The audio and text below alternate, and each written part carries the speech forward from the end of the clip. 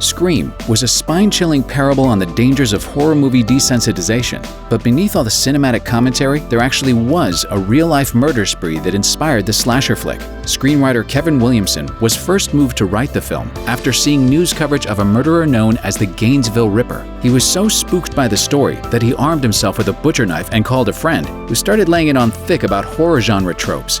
Sound familiar? No, the one with the guy in the white mask who walks around and stalks babysitters. After enduring terrible nightmares that night, he woke up and started writing the screenplay for Scream. So what was it about the murders that had such an impact on Williamson? Here are the horrifying details about the true story that inspired Scream. The body count. It all started on August 24, 1990, when 18-year-old Sonia Larson and 17-year-old Christina Powell were attacked in their own apartment. Larson died first after being bound and stabbed, and Powell was sexually assaulted before suffering the same treatment. The entire thing seemed straight out of a horror movie, as their killer mutilated and posed the bodies. The killings continued the very next night, with the murder of Krista Hoyt. She, too, was attacked, bound, raped, and stabbed in the back. Her body was also hacked and repositioned. Law enforcement eventually found her head on a bookshelf. 3 days later, a maintenance man was asked to check on a pair of roommates named Manny Taboda and Tracy Paulez. He walked into their apartment and saw that Taboda was dead, and Paulez, like previous victims, had been bound, raped, and stabbed. The maintenance worker had seen her body when he opened the door and later said she was laying next to a black bag. By the time the police got there, the bag was gone. The media dubbed the killer the Gainesville Ripper. The first suspect.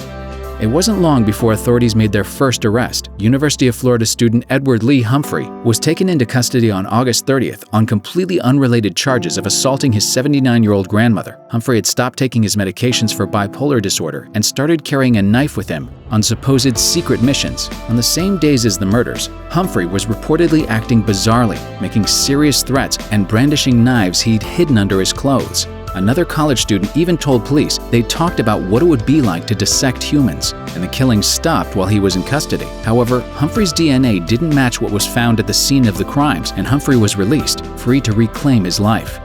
Another suspect surfaces. In May of 1990, a man named Danny Rolling shot his father twice before fleeing the state of Louisiana. He was later implicated in a grocery store robbery in Florida, and when police located his forest campsite, they were alarmed at what they discovered. Among his possessions were bloody clothing items, weapons, dye-stained cash, and a tape where he recorded his dark thoughts. I know I'll have to run the rest of my life, but I'm getting pretty good at it, if that means anything. On the tapes, he was recorded detailing the most effective way to kill deer, and also claimed to possess other personalities named Enad and Gemini, a claim which he'd later present to authorities. One personality is a gentleman named Enad, who is a Jesse James type. Perhaps most eerily, the tape also included him singing songs with lines like "Little girls are not all sugar and spice" and "You're a killer, a drifter gone insane." He was tried for robbery in 1991, but wouldn't face trial for the murders until 1994. The confessions.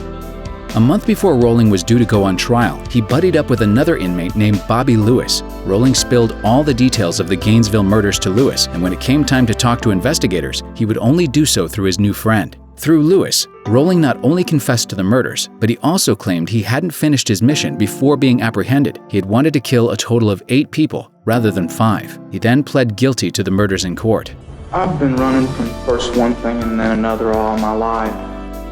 There are some things that you just can't run from, and this being one of those. A few years later, however, Rolling said that he had reached his desired kill count and confessed to yet another set of killings, a triple murder that had taken place in Louisiana in 1989. Rolling said he'd been the one who killed 55-year-old Tom Grissom, his 24-year-old daughter Julie, and her 8-year-old nephew Sean in their home while they were in the middle of making dinner.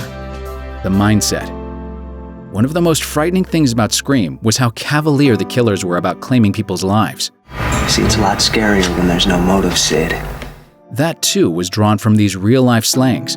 In 1998, a reporter from the Hillsdale Daily News spoke to Rolling while he sat on death row.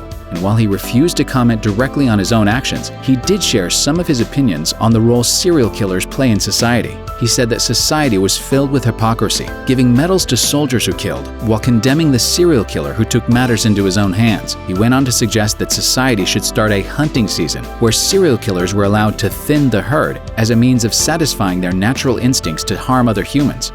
The execution. Rolling was executed on October 25, 2006, and sang a hymn that he had composed himself as he was administered the lethal injection. He never asked for forgiveness or expressed any remorse for what he had done.